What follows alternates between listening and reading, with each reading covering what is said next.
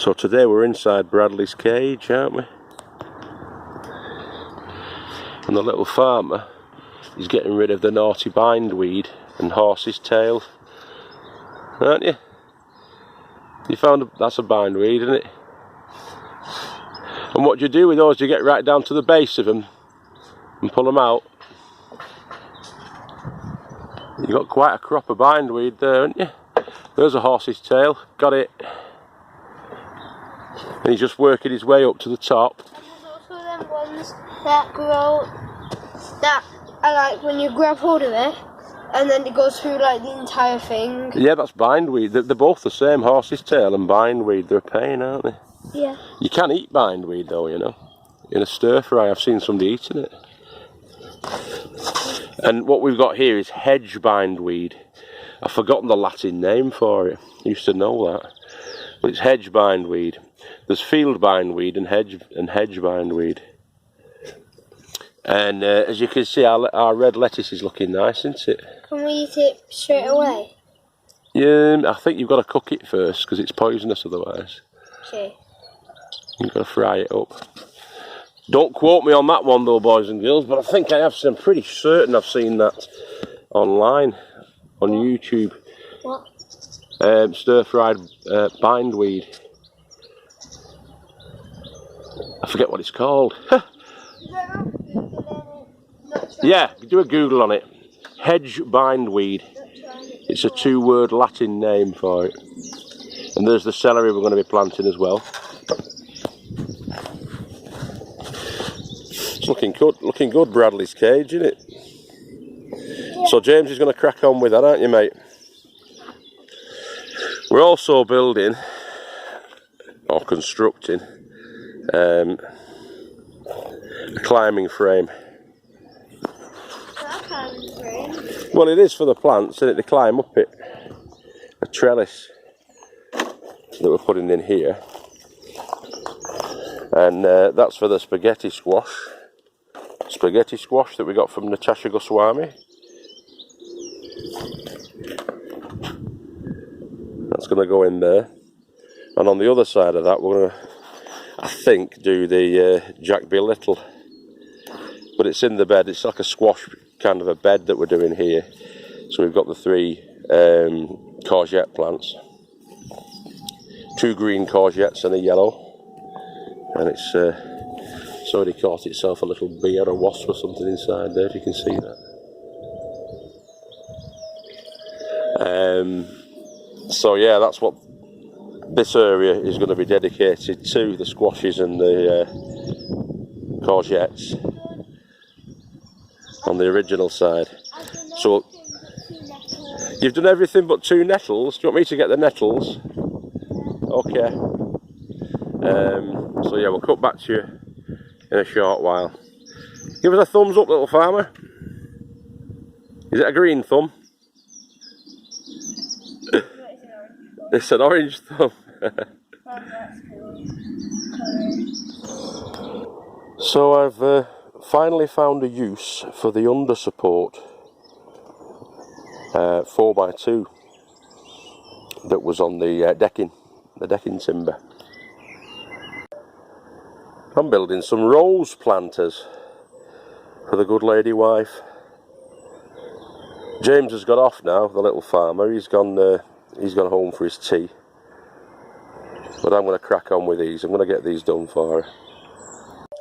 The 2 queens of Bermuda that we've got in here. It's going to be their new house. So we've got the Groshaw Ericaceous compost, 2 bags of that. Some standard compost there, which is the rich and full of goodness, bags of goodness stuff. And into that as well, I'm going to be putting plenty of 6X. So it's in there, and I've lined it out with about 3 or 4 different layers, well, 3 or 4 layers of the cardboard as a weed suppressant, but I also took out as many of the surface weeds as I possibly could before I did that. And that's just going to be filled up with the ericaceous. It's going to be 66% ericaceous and 33%, or probably about 30%, of the bags of goodness. and then the rest will be made up with 6X. So we'll do that now and get it in. We're giving it a good start as well with the rooting powder, the hormonal rooting powder, into the hole as well. As you can see, we'll just plop him in. Oh, excuse me, plant.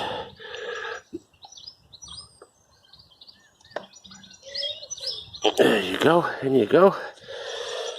We'll earth him up. Put some of the 6X around the base there as well. All watered in nicely.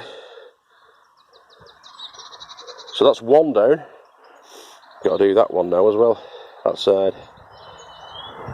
So the location of the planter has been simply hoed and scraped back to create a space for the timber planter. Now the size that I want is this size, and I'm going to use that as a template for all the rest of them that I'm going to cut. I'm going to cut them now, so I'll need 8 altogether. Now there they are, in. The Queens of Bermuda, the twin queens of Bermuda. They're in. I quite like them. Obviously when they grow they'll be pruned back to about 4 feet tall, something like that, in front of the greenhouse. Trouble is, when you do anything like that, it shows the rest of it up, doesn't it? I mean, look at the earth, covered in weeds. That's going to be sorted out. I'm going to continue on the decking, I think, along in between there. Maybe get some buckets in this spot. These sorts of buckets.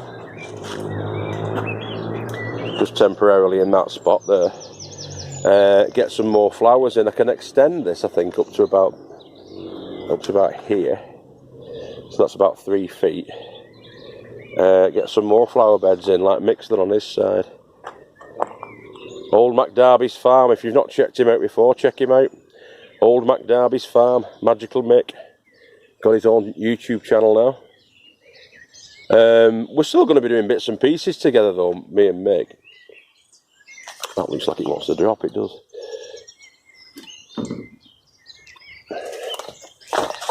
That's a bit better. But yeah, he's got his own, Old MacDarby's. So if you've not checked him out previously to this, check him out. Old MacDarby's Farm. Old MacDarby had a farm. So that's that. I've also put this in today, a trellis that I've made. A supported trellis, just at the top of the path here. So as you look at it from the tiki hut, it looks kind of like that. Now what we've got in there are the ones that, the seeds that Tash gave us that have come to fruition. Tash Goswami, that have come to fruition. That's overfilled with soil, that, if you look at it. It's all spilling out. When I watered it up, it all came tumbling out. So I'm going to probably have to raise that bed. But that'll give them somewhere to climb. And those are Jack Belittle pumpkin and spaghetti squash. I think the Jack Belittle's in the middle.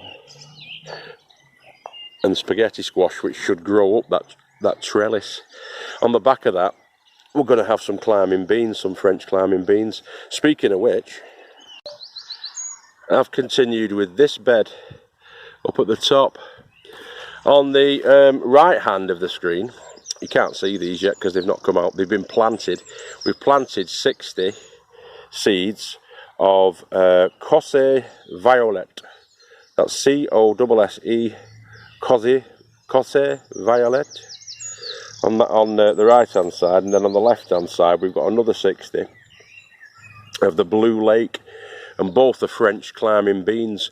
The Cosse Violet, I'm certain I'm saying that wrong, is a purple podded variety,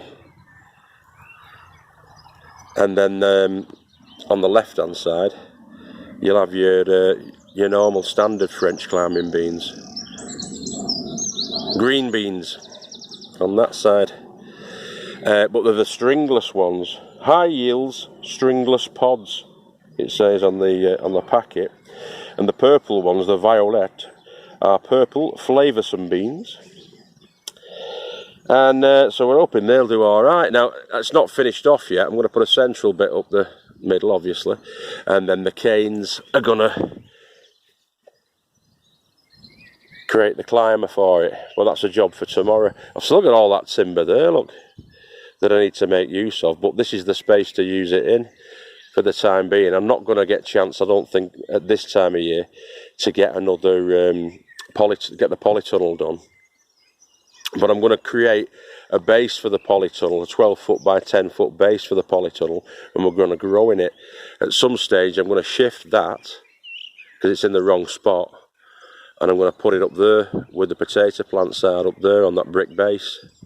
Probably going to have to extend that brick base a little bit to get it on, but that's being shifted. And also are those paving stones there, so all of that's going to be cleared out, and that's going to be where a polytunnel's going eventually. But we'll see what we can get done this weekend. I'm off, as you know, until Wednesday next week. So I've got Monday, Tuesday, Wednesday, Sunday, Monday, Tuesday. Got 3 days to crack on. Right, now that's round there because I'm going to be putting the netting around it in the same way that we've done with this one, so the birds don't get at it, don't get at the little seedlings as they're popping up. It keeps the birds at bay. It doesn't keep the mice at bay, but we touch wood, like, we don't really have a big issue with mice and rats at this top end. At the bottom end of the plots down there we do, but up here we don't at the moment. I've cursed it now, we'll have rats galore, won't we? But so yeah, that should keep them off, deter them, deter the cats and other little critters, along with my garlic and cayenne pepper spray that I spray around all the wood. But hopefully we're going to get this all painted up tomorrow in the red cedar and netted, canes in.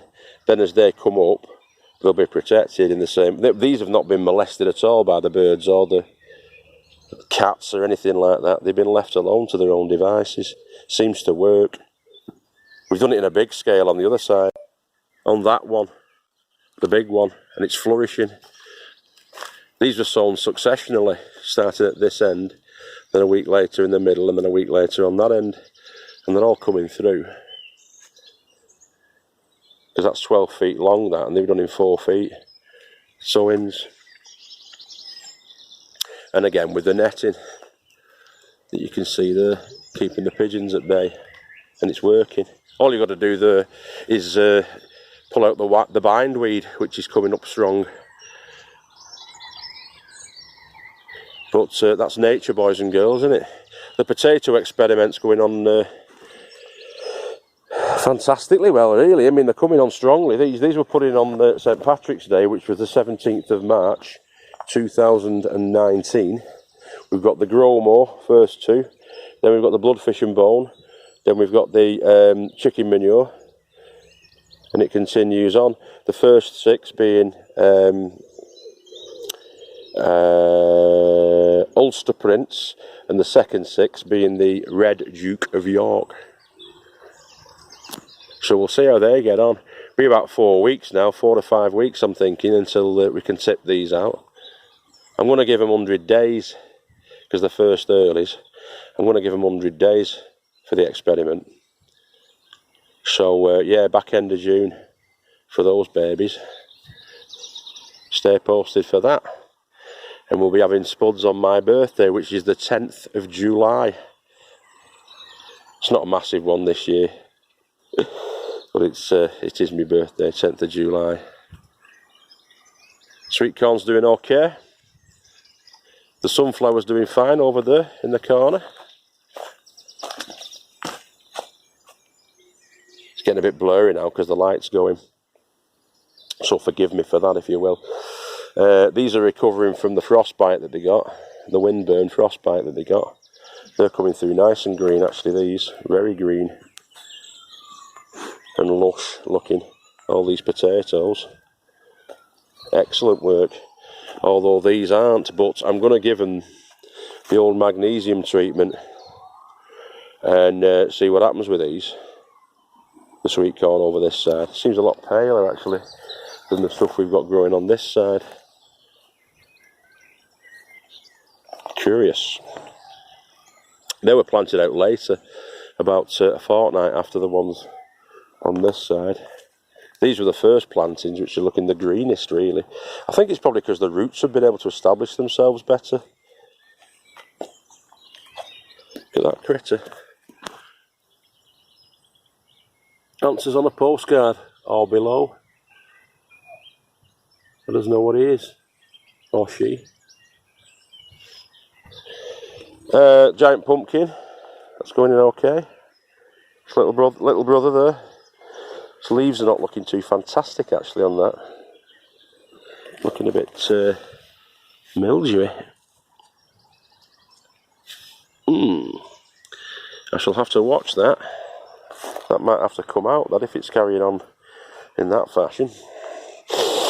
Excuse me for the snutching, a horrible snutching. I'll do it. I'm going to do another one as well now. That's better. I've noticed that on these videos sometimes I'm huffing and puffing, snutching and grunting. Very off-putting, I'm sure, for you guys watching, but you'll have to bear with me with that. I don't know what the hell's going on. It's hay fever. Ironic, innit, that? Hay fever. Let's hook you back in. Little farmer's been doing a bit of weeding today. Is that alright? In fact, I'm going to close that top one off. I've just remembered. He's been doing his weeding. Not done a bad job of it. Inside there. I'm going to close all that off so the butterflies don't get to it. Okay. Right, happy days. So it's not really the weather for wearing this gear, a sleeveless t-shirt, but I'm crazy like that. It was warm before, but it's cold now and it's raining. It's not very cold, it's about 10 degrees. Whatever. So yeah, I'm going to wrap up now. I'll see you tomorrow and have a good rest of the weekend. Of course, it's bank holiday over in the UK on the Monday, but I've taken an extra 2 days because I'm supposed to be going down to Drayton Manor, to Thomas Land in Drayton Manor, to see Thomas the Tank Engine and friends. So yeah, we'll be on with that. Alright, so I'll catch you all later. As I say, have a great bank holiday weekend. Bye bye now. Bye.